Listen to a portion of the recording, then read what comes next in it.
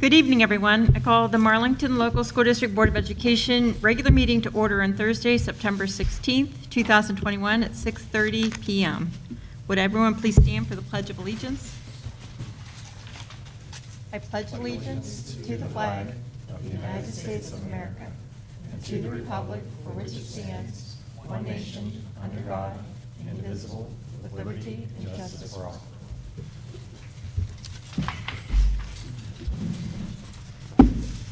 Reading of the mission statement will be by Mr. Josh Hagan.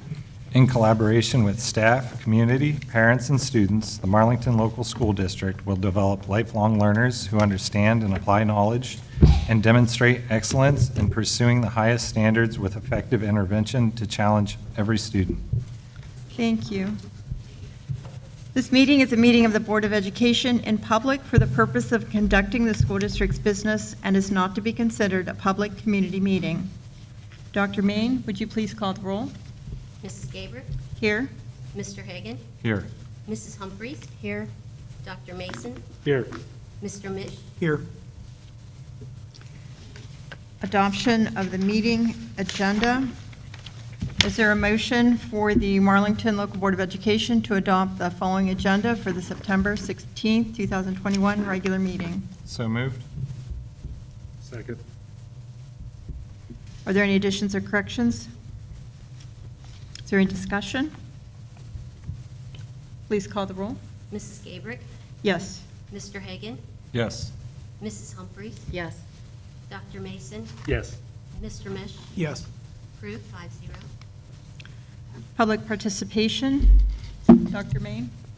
There are no requests for public participation tonight. Thank you. Old business, Dr. Schruffler. Okay, good evening, everybody. I've got a construction update for you. I'll just kind of run down some of the basics, and then if you have questions, let me know.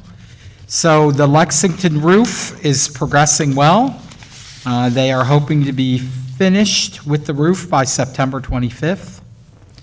The electric meter at Washington may be in place Saturday. We're crossing our fingers.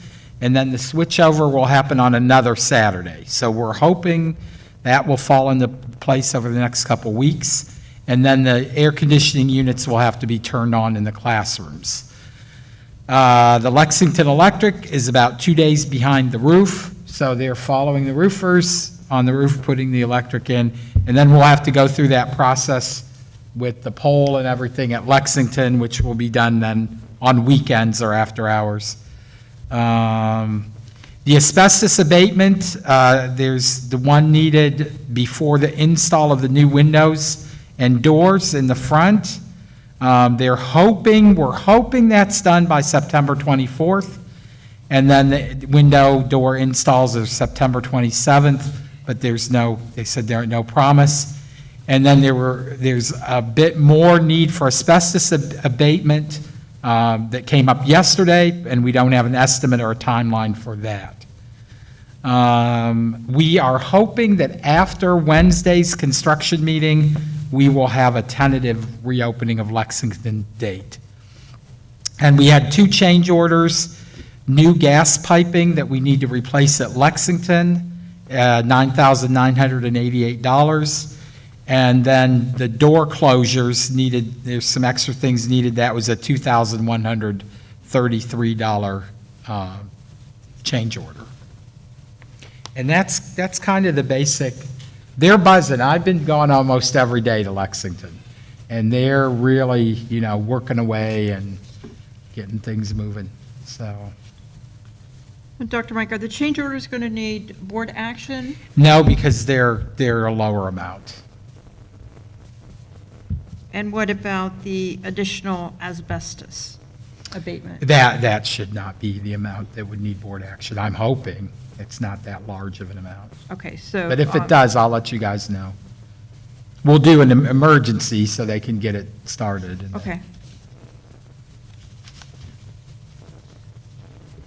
Anything else? I have one more thing, but I wanted to take questions. While we're talking about construction, I just have to applaud our staff. Our whole staff teachers, cafeteria workers, bus drivers, custodians, administration. Everybody has jumped in and, it's a little bit uncomfortable moving people around in different locations, but we're doing great. So we have great staff. Of course, we have great students too, and that helps. So, all right, I think that's pretty much what I have for construction. Is there any other questions on the construction? Do we know the total that we're at with the asbestos and? Yeah, did you want to, I can give her that, or you? I think can we're going to have- have, there's, I guess we can, Do you mean total? is that what you have under new business is the asbestos? Or is that something different? That is the asbestos abatement we had done in the long hallway. Okay. But I can give you, I think we're up to, with the 14,000, I think we're up to close to 60,000, I believe, for abatements. That's the abatement and replacement. Abatement and, as far as I know, abatement and replacement, yes. And that's all ceilings in hallways and, That would be so now, included in that cost, the two hallways, the small kindergarten, and then the big, part of the hallway, okay. and then the doors, that we need the 14,000 with the doors. And that's nothing to do, when they came to put the doors, they're like, oh, there's asbestos here, well, I wish you would have told us that. That had nothing to do with anything else.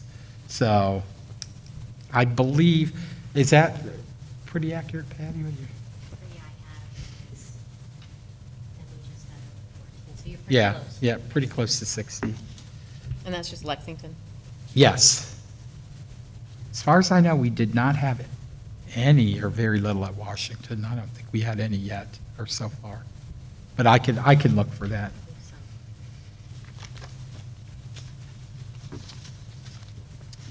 Okay, levy update? Okay, so each meeting, I've been trying to update you a little bit on levies. The impact group and I worked on the visual that you have there that's attached. This is a really easy visual graphic that we can share with folks, if you like it, that just gives like the really basics of, well, what's a property tax and what's an earned income tax. And I think most people are used to the property tax, but I think they're going to have questions if we start talking about an earned income tax. And then you can see where basically the earned income tax is your wages and tips, self-employment. You're not taxed on interest, dividends, pensions, rental income. I love it, they put lottery, I didn't put that, the impact group added that, lottery winnings if you're lucky enough to win the lottery. Social Security benefits, things like that, so unemployment. So I thought that visual would help you a little bit, and then Patty did you want me to talk about the numbers? So, Excuse me, are you able to put that on the overhead, or we're not prepared for that? I didn't prepare for Okay, that, all but right. if anybody wants it, I can certainly give it to Okay, you. all right, thank you. You're welcome. So if we're talking about a property tax, these numbers are pretty similar to what we talked about before. We feel that we need to gain about 3 million from the levy. A 7 mil levy would do that for us just about by the time it's all said and done, and then what goes into the general fund. And I can get you some numbers of what that costs a family. And in order to get to just slightly over 3 million for an earned income tax, it's 0.75%. So those are just some rough numbers for you, and I can provide for you what would be like a 6 and some levy and what would be an almost 9 mil levy, and then Patty has the breakdown for, then after all's said and done, what goes into the general fund. How much would a traditional income tax levy be? What would we need to ask for on that? 7 mils to get us No, the close. traditional income tax. Oh, a traditional income tax? You have the earned, you said the earned was So 0.75. if I had to, I'm just going to venture, I guess. Wouldn't you say it'd be less than the earned income tax? So just so anybody watching knows or listening and all of you know, so a regular income tax, that's exactly the same as what you'd be taxed for the state of Ohio.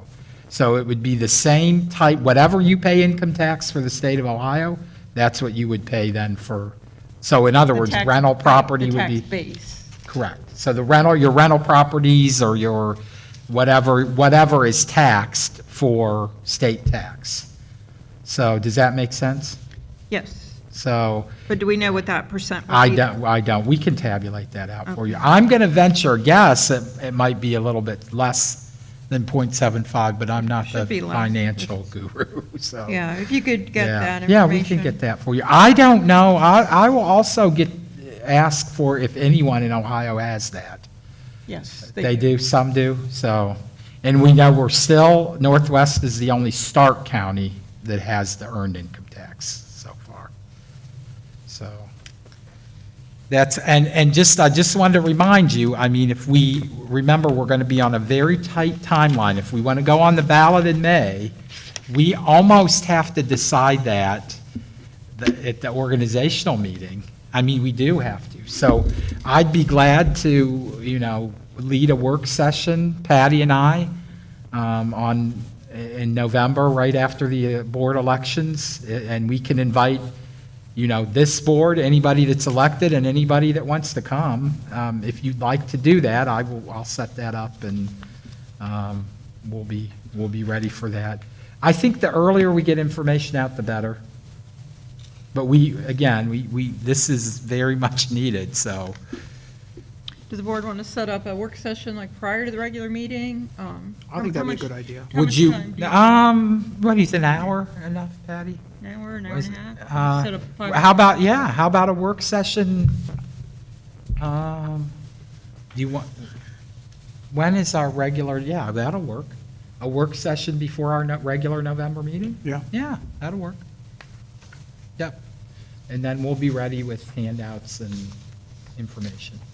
Do you know if that tax levy's working at Northwest? Are they doing okay with that? It is working at Northwest, and it's, I hope they don't get mad at me for saying, Yeah. the last I knew, it was bringing in more than they projected.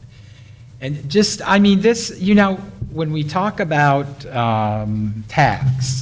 taxes can be a really weird thing, but the state of Ohio, from what I understand, brought in 1.5 billion more in income tax than they projected, I heard. So I don't know, how that figures, or in the state budget, that's a lot.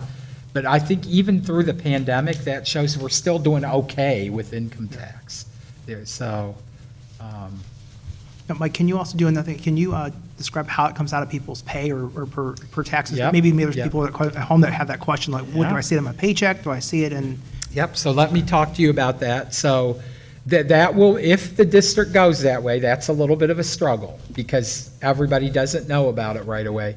So regardless, we have to pay an office in Columbus to help with that. They really collect it. We don't collect it. We don't have to hire a person to collect it.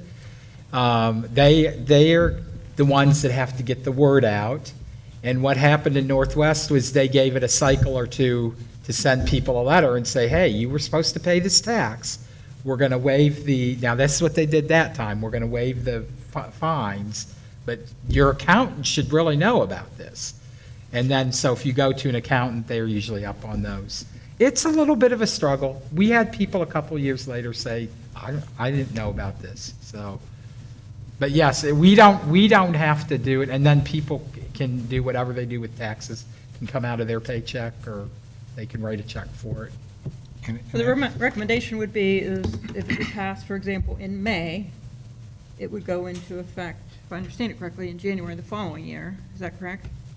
I believe so. And you have that time to notify your Yeah. employer that effective January 1st. You can increase you stuff and go have from it. there, yeah. You don't increase it, you set it up. Set it It's a up, brand-new so, yeah. tax, so you'd set up the school district income tax as a withholding from your paycheck is the easiest way to handle it. And remember, school income tax has nothing, it's just residents of the district. It's not people that work in the district but live elsewhere. So it has nothing to do, like if maybe I live in Maslin but work in Alliance, they might have an agreement about city income tax. There's, as far as I know, nothing like that. Right, so it's not like if you're at, like one place is 3.5%, and the other place is 3, and you take the difference of the two. It's just, you have to set that up separately. That's why I think people need to understand that, that we get that out there, that there's a difference between just having it being taken care of versus you have to take care of it. Correct. Patty, could you go over the cost reductions that we were able to factor into this year's budget, this current year that we're in? We had projected some cost reductions that we were going to see in the 5-year forecast. From the ESSER 3? No, just in general, we had projected, I don't know, $450,000 that we were going to cut back on expenses. Oh, but I did not bring that with me tonight, I apologize. Okay. And then on the ESSER 3, you're reclassifying some money, and how much of that's going to hit the operating fund? Some of that will go for infrastructure that we were already planning on expending throughout the next couple of years. Our Apple iPads to refresh our 2 grade levels will come out of that. Our online programming and professional development, a good time to get our teachers up to speed and get the professional development they need from that. And then we're hoping to hit $500,000 on this teaching staff. So what's the total amount that we'll see as a reduction in expenses because of the ESSER 3? Well, this- it'll be a for total this- of 3.9 over the 3 years. Okay. So I guess that would be probably $1.3 million, 1.3 over each year, Okay. possibly. And I guess it'd be helpful for the community and the board to hear as to, if you're projecting we need the 3 million, do you have the breakdown on what this money's needed for, the specifics of how that money's going to be spent? For the, The 3 million that The you 3 would be million. asking for, potentially 3 million in a levy, a new levy. we can get that information for you.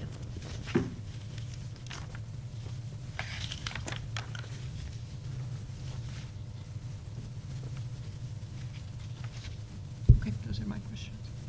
Okay. Anybody else? Any other questions? Okay. Well, if we move along. you New want- business? New business. Well, for those of you that have not met her, I have the pleasure of introducing Renee Cayley. Renee came to Marlington last year. She served as the Lexington principal. And then Renee took over curriculum and instruction this year and some other things. Renee has a lot of training and a lot of talents that really, I think she really complements our administrative staff very well.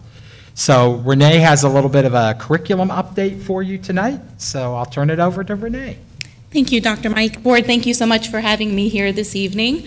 I'm looking forward to sharing some of our curriculum updates with you this evening. So to start off with, I know Mr. Hagan went over Marlington's mission. I think that's really important that's kind of our why as to what everything that we do with our curriculum. We're going to talk a little bit about the professional development opportunities during our professional development week that we had the week of August, the last week of August with our teachers, and the why behind that and how it aligns to Ohio's plan to raise literacy achievement. Go into a little bit of our graduation pathways, and I'm excited about rekindling our University of Mount Union partnership with student teaching and things of that sort after having to put the nix on it last year due to COVID. So we're just going to go through some of those. Feel free at any time if you have any questions, stop and ask, and I will be more than happy to do my best to answer those for you. So talking about our professional development, some of the things that our K-5 teachers, our intervention specialists, as well as our title tutors took part in was interactive read aloud training, as well as strategic actions, Hagerty, and foundations. And the way that I talk to our team and our teachers about this is that, in order to have a very strong literacy program, you have to start with the foundational pieces, just like if you are building a house. And so by doing this with our K2 students, our youngest population of kiddos, we're making sure that they have that phonemic and phonological awareness by the time they're leaving out of second grade, and that ties directly into our K3 at-risk population with ODE. And so we really wanted to make sure through our needs assessments that we had at the end of last year, we had a lot of meetings at the building level as well as the district level to discuss what are the needs that we have K-12. And overwhelmingly, one of the common threads through that was consistency in programming. And so that was one of the things we really wanted to take it back to, was making sure that all of our students, whether they were attending Lexington, Marlboro, Washington, that they were all experiencing that same foundational piece, so that they had the best things in place for them to be successful moving into third grade. And the nice thing about all of these is, as I'm meeting with other curriculum directors around the county, these are common things you're going to hear from district to district. So it's not like this is something just new to Marlington. This is something that, the Stark County curriculum directors are really looking to implementing and making sure we have that. Going on with that, our 3 through 5 mathematics teachers had an opportunity to have a really intense work session where they looked at the Ohio Department of Education's resources. There are, as you all know, a plethora of resources out there, but it's knowing what to do with them and how do we make them work with what we're doing here at Marlington. So we got really positive feedback from our mathematics teachers in regards to that, and that is something, the first 2 bullet points are things that we're going to continue through the rest of the year. This isn't just one of those one and done professional developments. It's something that we're going to continue to build upon.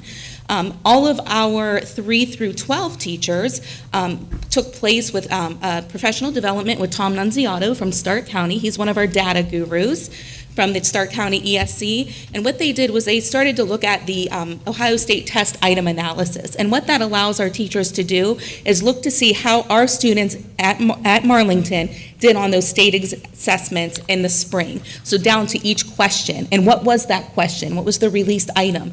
And then they can align that with the assessments that they're utilizing in the classroom, as well as, what are their instructional strategies and are they aligning with what they're being asked to do on a state level.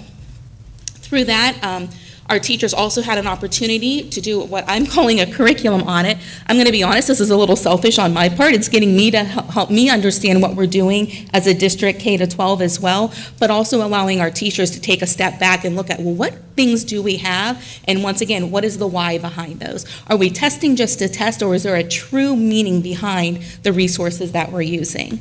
And so just to give you an idea, I'm going to show you just very quickly what this looks like. It was a spreadsheet, and it talks about, there's an example on here, and the K-5, because they were involved in all those other trainings, this is something that we'll continue to work on, but our 6 through 12 teachers did a phenomenal job at this, everything from what are our math programs or series, what are the resources and supplementals that we're using, what instructional strategies are we using in this grade band across the district, hoping that they're embedded in evidence-based research.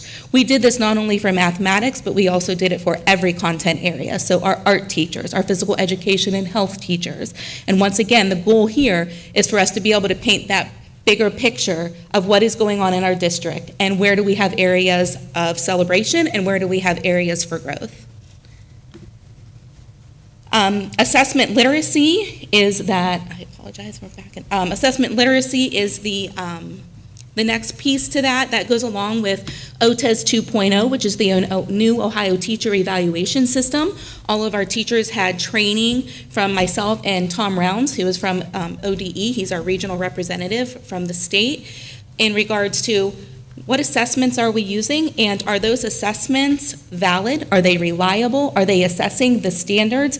And throughout this year, we're going to really build upon that. So from K through 12, making sure that we are very sound with assessment literacy. And then the final piece to that was the industry recognized credentials. We had Rob Eggleston, who is a career counselor consultant, come in and meet with our career tech teachers, Steve Miller, as well as our as well as our school counselors at the high school level. And what they did was they looked at how can we take things that we're already doing here at Marlington and tag some industry recognized credentials to them. Sometimes it might be, so I'm going to give you an example. We talked with Eric Tanner, talked about the fact with his HORT program, they do a lot of things with selling their products and things of that sort. So there's something called a Rise Up program, which is where we can tag an industry recognized credential to that course. And so students are leaving not only with the experience that they have through the HORT program, but also with that credential that will look great on their resume, look great when they're going to an employer. So really working hand in hand, and we are using some of our ESSER funds for some of these professional development opportunities and those partnerships. Really excited about those things that we have taking place here. Continuing with that, our school counselors, we meeting with Mr. Eggleston and talking about those graduation pathways. As you know, they've changed over the years, and really looking to make sure that we have a graduation plan for each and every student here at Marlington. So by the time they get to that high school, they know a pathway that they're going to be exploring, and that we have every opportunity for them with the courses that we're building and those industry recognized credentials and the CCP opportunities, so that students know exactly where it is that they want to be by the end of their time here with us at Marlington. And then finally, our University of Mount Union partnership. I think we have about 10 student teachers this year throughout the district that are collaborating and working side by side with our teachers. We also have preclinical field observations going on. So those are students that are coming in from Mount Union that are just getting field work. They're working alongside of our teachers, looking at instructional best practices, having those collaborative conversations as to, what does it mean to think on your feet and have to change things up in the middle of instruction. And then we also have some mentoring for methods courses going on at our high school. Our intervention specialists are pairing up with some future intervention specialists that are just dipping their toes into that learning experience. So really excited about being able to open that back up this year. And Dr. Reish, who is the field placement officer for Mount, she and I actually go, I don't want to say way back, but probably 5 or 6 years, and really excited at looking at other opportunities that we can use to build the partnership between us and our neighboring university. And then a good quote, I always love a good quote. A good teacher can inspire hope, ignite the imagination, and instill a love of learning. And that goes back, like I said, to our why. And I'm really excited. I've had really positive feedback from our teachers this year about the professional development that they've had an opportunity to take part in, and the learning that they've had so far, and the excitement that they have moving forward and being able to continue to learn and grow together. Do you have anybody have any questions for me? Anything you want me to go into a little more detail? I know that was a lot, and I could talk for hours on it, but it was a really short snippet of it. Well, Mrs. Kaler, I just want to say the board really appreciates what you are doing with our curriculum for our staff and our students. We Thank appreciate you. all the effort and the positive energy you're putting into that. Thank you, I appreciate that. It's easy to do when you love the people you're working with, so, Does anyone have any questions? I have one question. sure. Can you tell us when state's testing in the fall is? Sure, so we have a couple different things. So grade 3, as many of you know, our grade 3 students, they have twice that they take an English language arts assessment, once in the fall, once in the spring. So that spring assessment window is October 18th through November 5th. And so Mr. Swisher, our testing coordinator, does a really nice job with not only talking with myself, but with the building principals as well, as far as within that window, what is Marlington going to do? We look at days off, we look at, just different things that are going on in the community to make sure that we have the best window for Marlington. So October 18th through November 5th. And then our high school end of course exams, those are 15 consecutive days between November 29th and January 14th. Marlington traditionally has had theirs around December. Once again, looking into a variety of factors, playing into that. I asked a question because I think we need to keep that in mind as we're talking about reopening Lexington. I would believe one of the worst things we could do is move those kids back to Lexington and have them have to take state exams immediately, depending on timing. I know this is all in the air, and we're going to be winging this a lot, but I want to keep those dates in the forefront of that.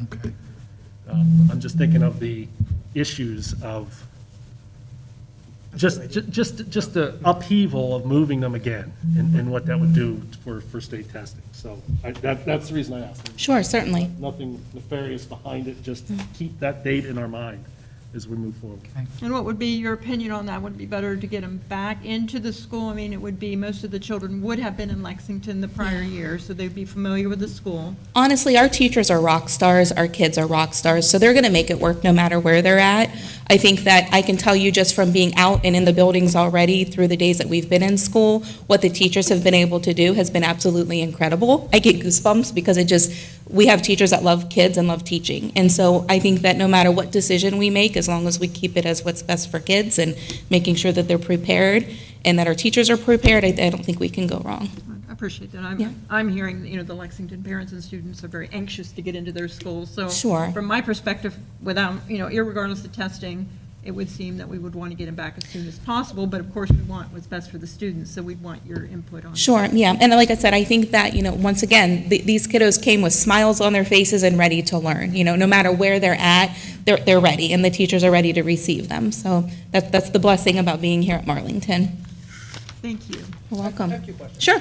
I heard you say CCP, what about, are we going to look into AP classes at all too again, or not? Potentially. I will tell you that is a hot topic, Yes. at the high school level. That's something that I'm definitely open to exploring. I know that we've worked really hard to instill the CCP courses that we do have and to make sure that our teachers are credentialed. I can tell you we had a teacher just finish up some Blackboard training. That's part of the MOU and the agreement for them to be able to be a proctor for one of those CCP courses. So a lot goes into that, and I want to make sure always it's going to be what's best for the kids here at Marlington. And if that's something we want to entertain, that's something that we can look at. But I don't know that, like today, right now, I'm not ready to speak on that, but it's that I know I'm interested in. And then the other question is, because I'm selfish, I don't know, when do we get to see results? We talked about this before. Right? Sure. Even though when we can see it, what all the plans you're doing Okay. is showing that, these kids are getting what they need, and we're really progressing Sure. where we need to be at. So I'm going to tell you, like I tell all of the administrators I've worked with in the 21 years when I've been in education, you have to go slow to go fast. So anytime you are implementing a new program, you think about the first year is really learning that program. Anything, right? You learn how to do it, you're refining your practice. Year 2, you're refining it even more. Year 3, all the research says, by year 3 is when you're truly going to see those results. Now, does that mean that we won't see pockets of success and be able to see those small shifts on a smaller scale? So for example, when we're doing Hagerty and we're doing those Hagerty benchmark assessments, absolutely I'm hoping that we're going to see students making progress. But when you're talking about state assessments and looking at closing that gap and getting our value added up and getting those scores up, that's going to take a little bit longer. I was more worried like the now and the kids right now to make sure we're seeing they are progressing versus the statewide. Yeah, sure. Those little Yeah. accomplishments. Yes. Will let everyone know at home that we're getting where we need to be. Absolutely. We have MAP assessments, and it's called MAP Growth, and we've expanded that. We did it in 2nd through 9th grade. We now are starting that in kindergarten. So we're trying to compare, apples to apples instead of apples to oranges. And here's the thing, it might not be the best fit for us in K-1, but we're going to use this year to determine that and see what data are we able, once again, to derive from that and what are we doing with it. So, yes, so hopefully, you're welcome. In the near future, you'll be able to see that, but we're looking at long-term as well. Yeah. Good questions. Thank you very much. All right, thank you. Have a good evening. Yep, good job. Thanks. Business advisory update. There was a meeting of the Canton Regional Chamber of Commerce Educational Committee, the Business Advisory Council, on August 24th. There was a brief update on the status of back to school that was given by Brent May, superintendent, and also Joe Chaddick. There was discussion on the Junior Achievement Virtual Career Exploration Fair, which will launch on December 1st. Industry sector partnership updates were given by Barb Bennett, and then there was a presentation on the Altman College of Nursing. And the next meeting for that will be on September 28th at the University of Akron. All right, and that brings us back to Dr. Mike on asbestos-related services. Okay. So I have for you recommend the motion to approve the purchase of asbestos-related services, Environmental Support Network, $27,932 as an urgent necessity purchase for Lexington Elementary School, utilizing capital projects funds, and that's Exhibit B down there. Is there a motion to approve the superintendent's recommendation for the purchase of asbestos-related services by Environmental Support Network Incorporated for $27,932 as an urgent necessity purchase for Lexington Elementary School utilizing capital projects fund, and that's fund number 070? So moved. I'll second. Is there any discussion? Well, this is included in that 60,000. Correct, yes. And that covers how much of the school? How much of the ceiling are we talking about? Yeah, I don't know the square footage. That's, do you have the square footage there? 300. Well, it's the kindergarten hallway and then the bigger hallway, or wait, this particular one, you mean? This particular one was the bigger hallway, the biggest one time that we've had so far. I don't have the square footage there. Does it say? 300. And this is, Three um, wing hallway. Oh, okay. is this cost for the asbestos removal and repairing the ceiling? Correct. Correct. It's the whole project for that that one, particular yeah. area.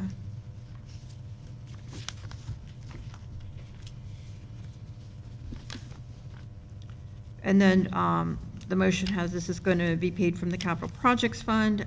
Is there any benefit from, to pay this with ESSER funds, which, if I read that correctly, we can use it for infrastructure and improvements, or there is Nexus funds within the permanent improvement fund?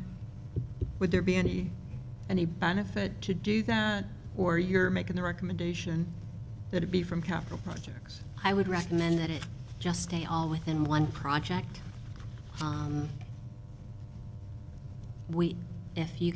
If you would like to take it out of something else, just let me know. Well, I know when we did Marlboro, we had paid for it with capital projects, and then you reallocated, made an application, reallocated a significant portion and paid for it with the ESSER fund.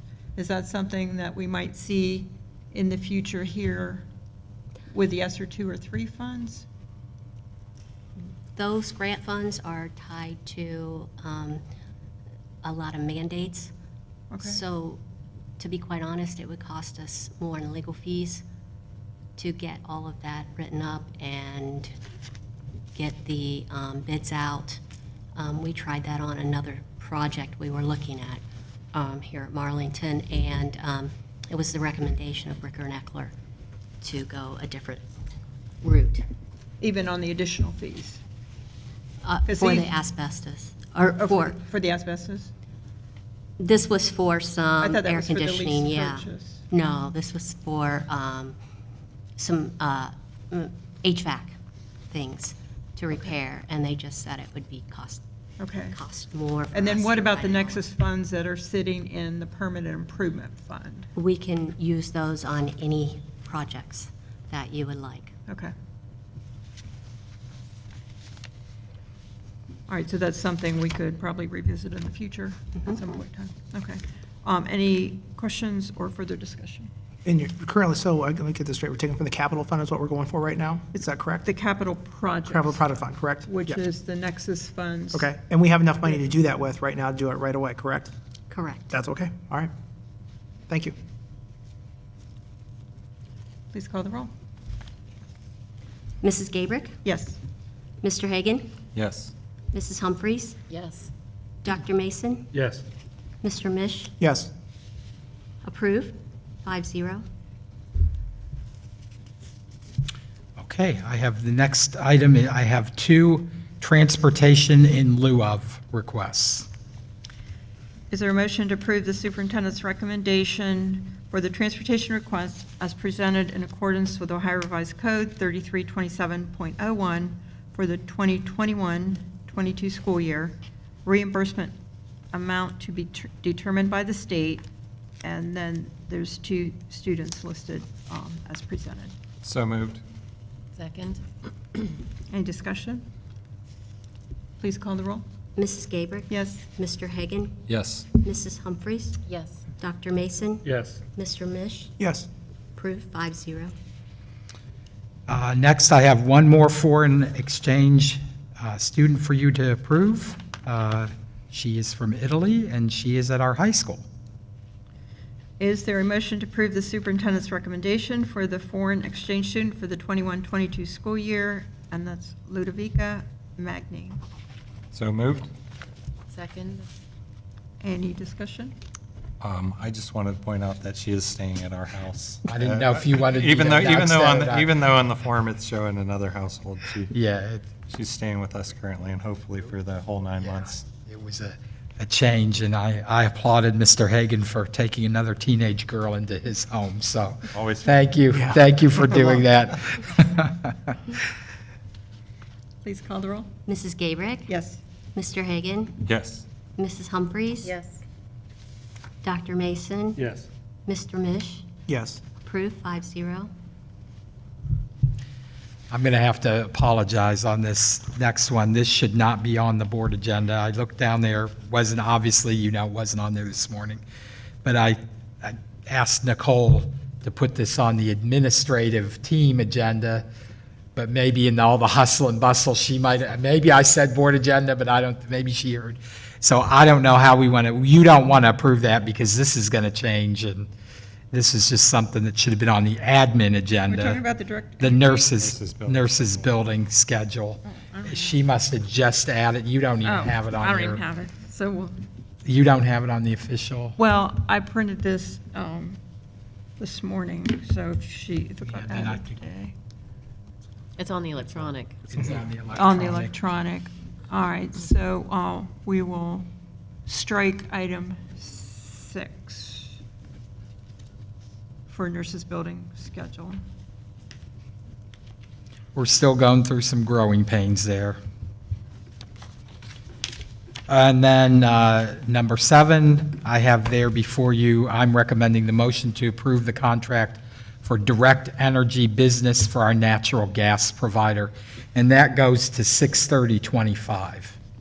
Is there a motion to approve the superintendent's recommendation for the contract for direct energy business to provide natural gas from 7/1/2023 through 6/30/2025? So moved. Second. Is there any discussion? Does this have a minimum quantity in this contract? Now that we're moving a lot of our elementary buildings from natural gas to electric heat? This, I will double check that. I don't I don't believe think, it I did does. not see a minimum. No. Okay, good. No, they are currently providing us with our supply. The cooperative purchasing group, which is Columbus City Schools, EPC, Meta, Omarisa, Southwestern City Schools, and Stark County, all negotiated this Okay. price. Should we wait till we know that for certain, or, I mean, do we want to lock ourselves into a contract if there is a minimum quantity and we may not meet that? I did not see a minimum quantity at all, but I will double check. If you can check on that and get back to us, and if there's further action that needs at a future meeting to adjust that. What is the rate compared to what the rate is now? The purchase price is in 2023, 0.141, and in 24-25, it's 1.5. And I don't have the bill with me to actually compare it for you. I apologize. Well, that's the amount less that, the NYMEX, less 1.141 and then 0.115. So it's the set amount less that amount. Oh, sorry. That's okay.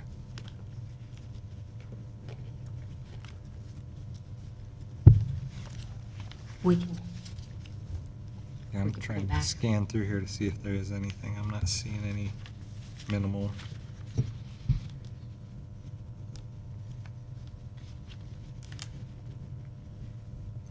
Can we just approve and then revisit it, or is it going to be, the contract going to be signed once it's approved by the board? Would it be signed once it's approved? we can put it off if you like. We can bring it up next time. How soon does this need to be done? Um, Is there like an expiration date on it? they wanted it before the board, but I told them they'd have to wait. Well, right They'll here, just have to wait. If you want to put it on hold and we can do it next time. well, under this one provision, it says, for Ohio, buyer affirmatively represents and acknowledges that, A, it consumes other than for residential use more than 500,000 cubic feet per year of natural gas at a single location. So I think it would be good to get clarity on that and make sure we're going to meet that portion of the contract. Okay, I'll double check on that.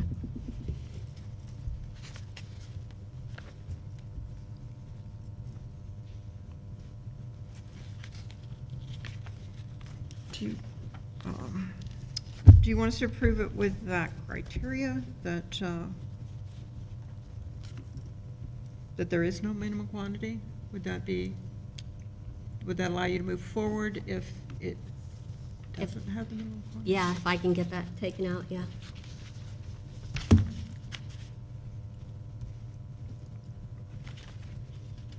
Or we can just put it on next time. It'll be I fine think after I. that- Well, what does the contract quantity, when it says that you agree that you purchased and received a positive volume up to or greater than the estimated quantities listed below per attached Exhibit A? Do we have attached Exhibit A? Yeah, it's at the bottom of that. It's the last page, page 3. Let me do some research and then we'll just get back Okay. to this. Okay. All right, so, do you want to table it then? Okay. Yeah. Is there a motion to table the contract for the direct energy business? So moved. Second. Was that Matt? Is there any Yeah, that was discussion me. on tabling? Actually, I have a question. I know we pay monthly. Are we in a budget plan with them too, or we just pay what it is per thing? So, how does that work? I know how people set up at home is they budget and pay their budget, and then at the end, they pay the difference. But how does the school set it up? Do you mind answering that, Patty? I can check on that. I believe we pay monthly on what we use. I don't know if the long run, like sometimes when you budget, it gives you a better thing, if that's different for schools versus, being at home and stuff. So I don't know if that's an option that might save us money too or something, if that's a potential way to do that. I can check on those All right, details thanks. for you. Please call the roll on the motion to table the contract for the direct energy business. Mrs. Gabrick? Yes. Mr. Hagan? Yes. Mrs. Humphries? Yes. Dr. Mason? Yes. Mr. Mish? Yes. Approved 5-0. Treasurer's agenda, after me. Okay, the first item is to approve the meetings from August 19th and also September 3rd. They are attached. Is there a motion to approve the treasurer's recommendation for the following meeting minutes as presented August 19th and September 3rd? So moved. Second.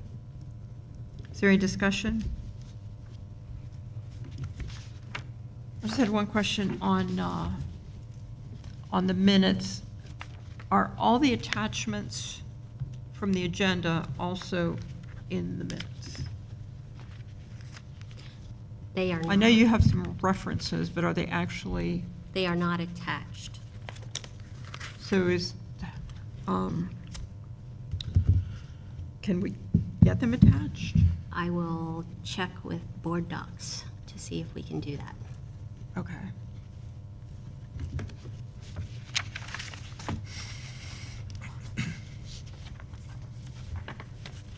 All right, so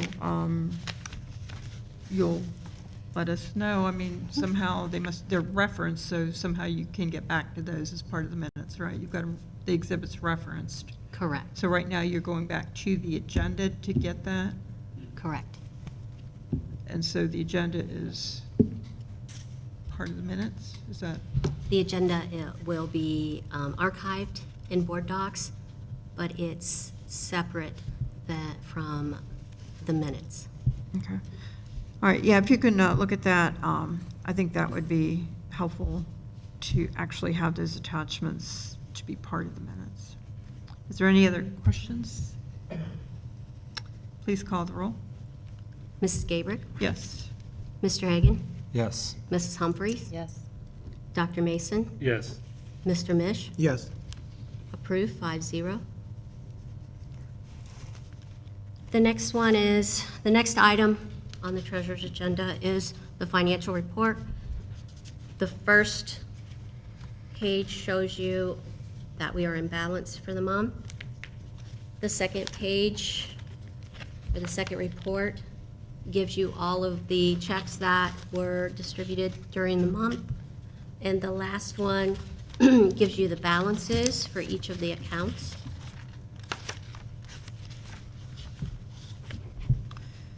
Is there a motion to approve the treasurer's recommendation for the financial reports and overview of receipts and expenditures for the period ending August 31st, 2021? So moved. Second. Is there any discussion?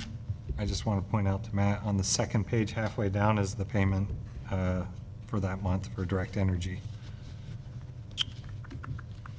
that you were asking about.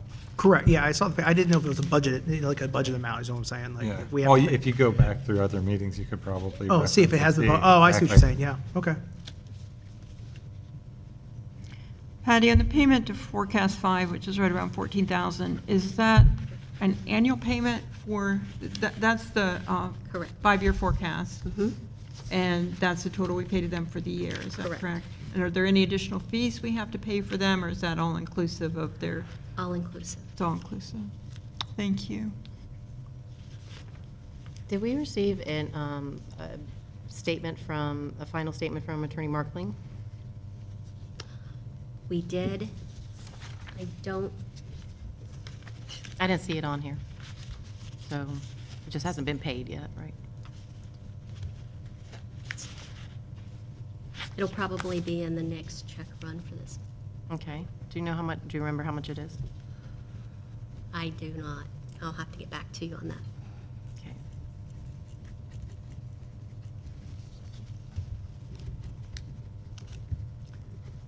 Please call the roll.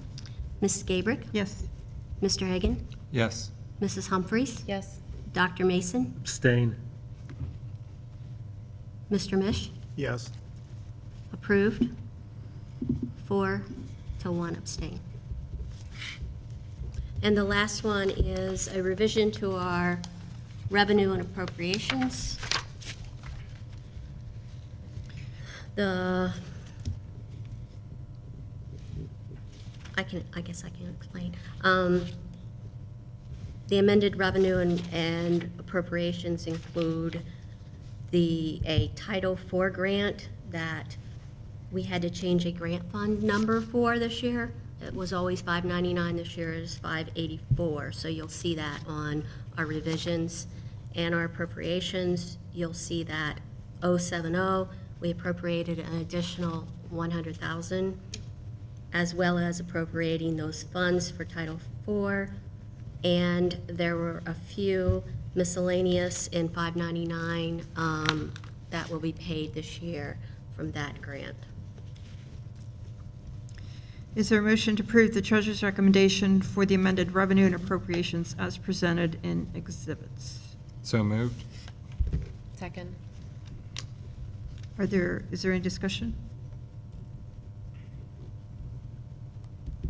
Please call the roll. Mrs. Gabrick? Yes?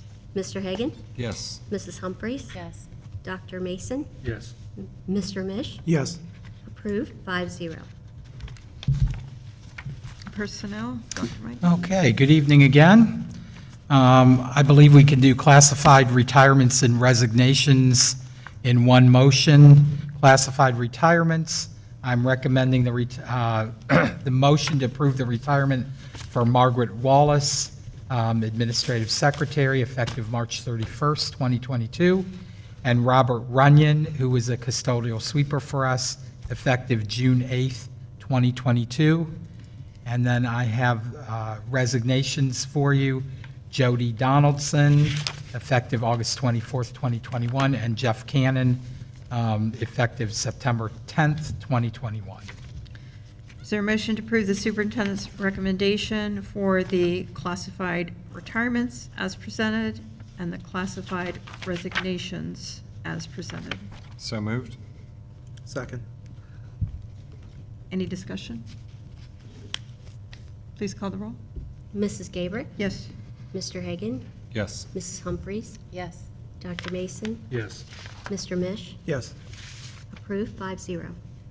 Next is supplemental resignations. Monica Street from the Games Club, and Tierney Bratton from Middle School Student Council Advisor. Is there a motion to approve the superintendent's recommendation for the supplemental resignations as presented? So moved? Second. Any discussion? Please call the roll. Mrs. Gabrick? Yes. Mr. Hagan? Yes. Mrs. Humphries? Yes.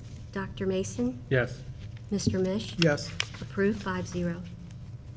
Next is certified staff hire. I'm recommending the motion to approve following certified staff for this school year.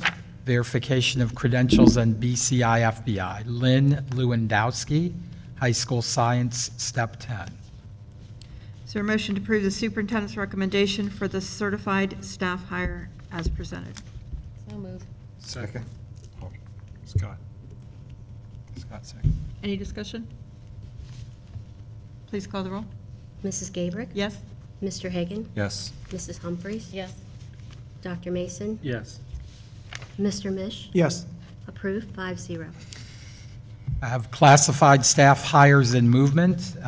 Recommend the motion to approve the following classified staff for this school year, pending credentials and BCI FBI. Michelle Ramsey, Secretary, Administrative Assistant. Lindsay Sickles, Latchkey. Leah Willis, Cafeteria Recess Monitor. Tracy Schilling, Educational Assistant and Bus Aide. Patty Peterson, Cook. Ashley Ellis, Aide.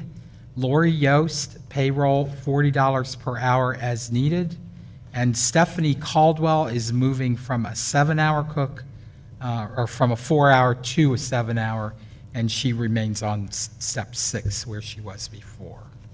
Is there a motion to approve the superintendent's recommendation for the classified staff hires and movement as presented? So moved? Second. Any discussion? Please call the roll. Mrs. Gabrick? Yes. Mr. Hagan? Yes. Mrs. Humphries? Yes. Dr. Mason? Yes. Mr. Mish? Yes. Approved, 5-0.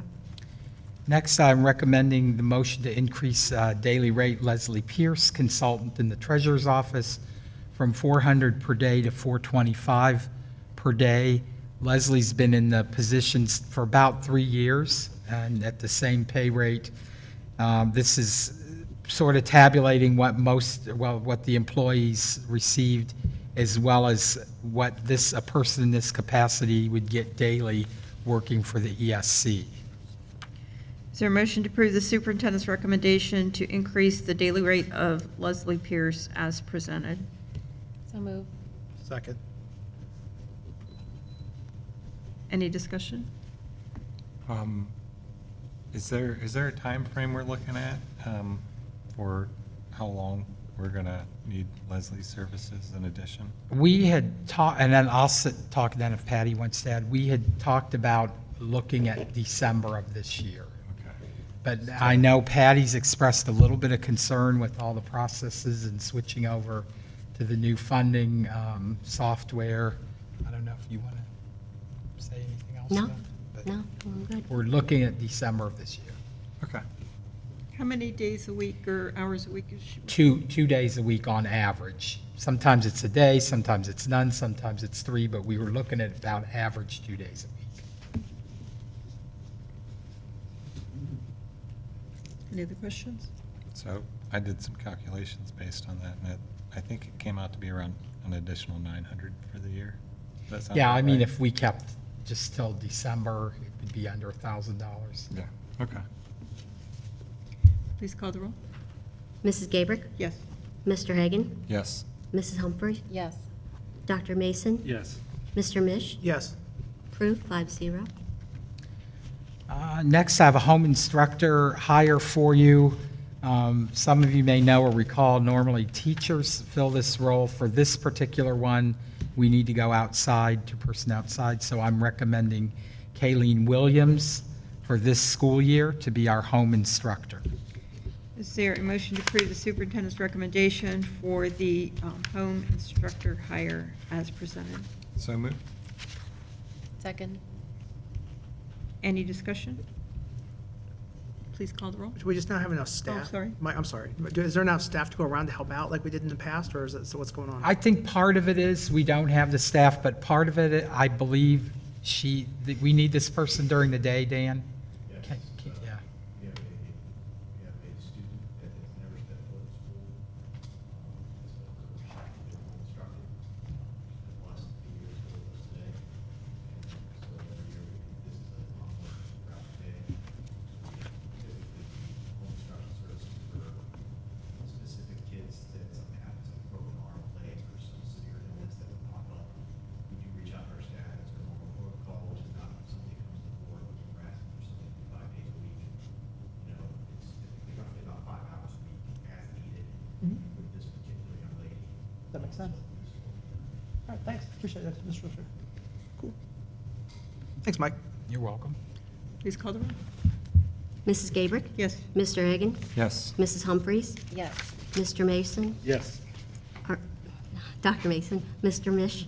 Close enough, yes. Approved 5-0. Next, I have a list of supplemental hires for you, and those include our mentors for the year.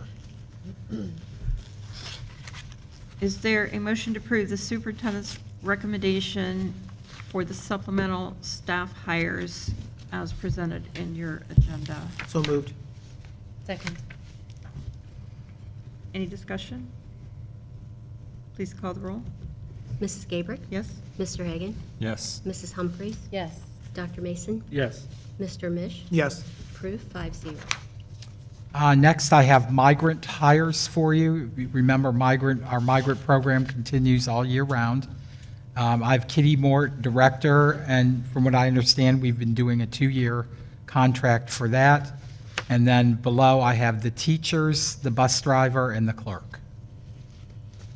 Is there a motion to approve the superintendent's recommendation to hire the migrant hires as presented?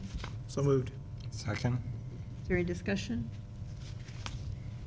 So only Mrs. Mort is 2-year, the other ones are Correct. just for Yep. the fall then? is that Correct. correct? Those are for the year. Oh, for the And year. then Mrs. Mort would be the 2-year directorship. Okay, the motion is for the fall. For the- I'm sorry, maybe it 2021 is. migrant. Okay, I'm sorry. So it fall. would just be Yeah, fall, is that fall. correct? Okay, I'm sorry thank about you. that, yep. Any questions? Please call the roll. Mrs. Gabrick? Yes. Mr. Hagan? Yes. Mrs. Humphries? Yes. Dr. Mason? Yes. Mr. Mish? Yes. Approved 5-0.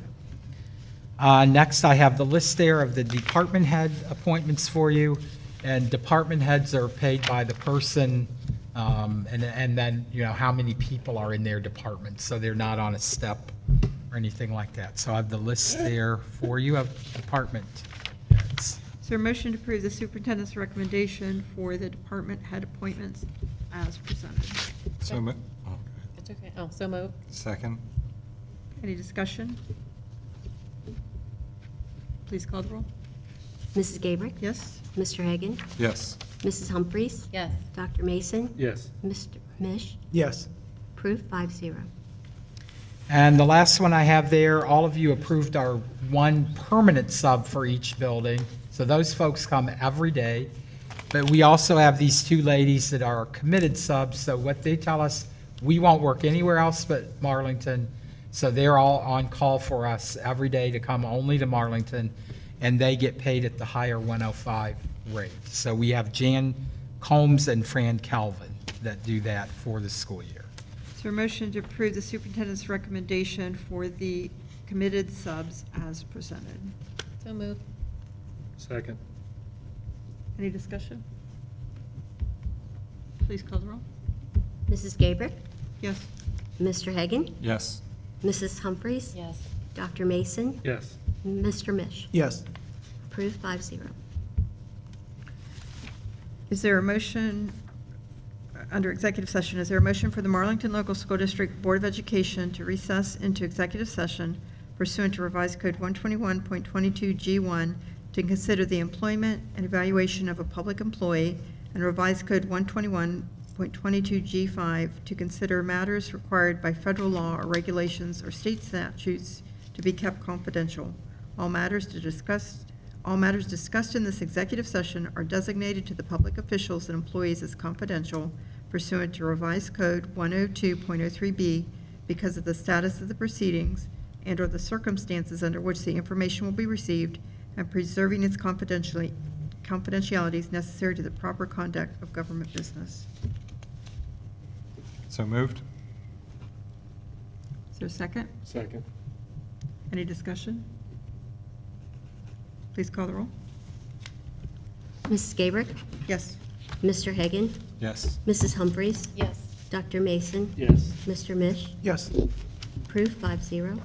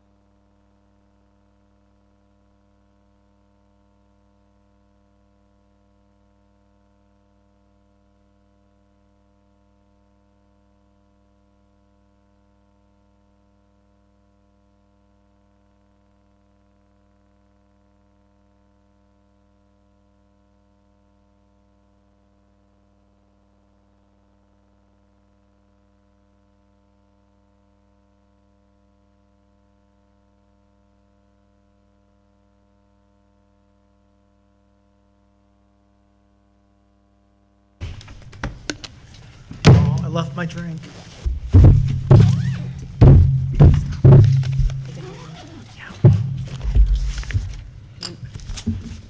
That's biting. Washing it out.